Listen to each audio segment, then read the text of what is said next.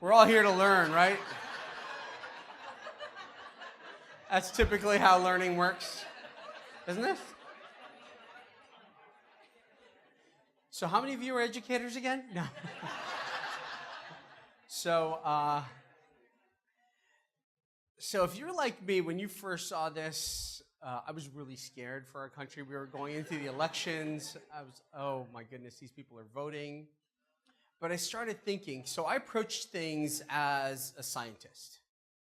And that's how I approach my psychiatric practice. That's how I approach patients. Like, why do we have emotions? Why do we do whatever? And so looking at it this way, why did this stuff stick and the other stuff didn't? You know, they didn't have to sit with like an Excel spreadsheet of what show, whatever reality celebrity star was on, or there wasn't a long list of Brad Pitt's wives or whoever else's wives. They just didn't have to memorize it. So I came up with this idea that there was emotional valence to it. There was some relevance to what they were studying. It was relevant to their lives, to their worlds. It stuck emotionally in the way the other material didn't, right? And actually there is plenty of research to show that when we're emotionally engaged, our brains become even more neuroplastic. So they're actually forming and they're changing and they're developing.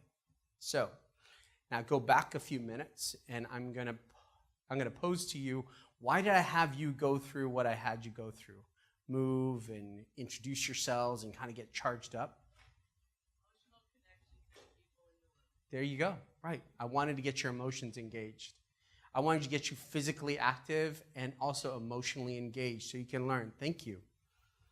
And I did not pre-stage that or set that up, but it's perfect. But the check is in the mail, right? It is.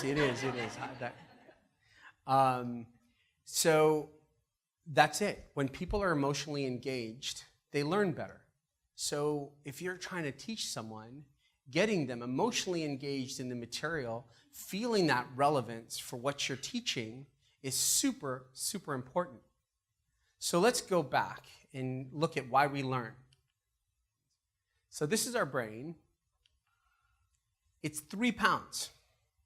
And those 3 pounds are basically, by some calculations, a 20-watt processor. But it eats up 20 to 25% of your caloric intake. And being a doctor, I can safely kind of estimate that just about every one of you is over 12 pounds. So that's a disproportionate amount of calories that brain is consuming. So it must be doing something important, otherwise it would have been lost in the evolutionary process, right?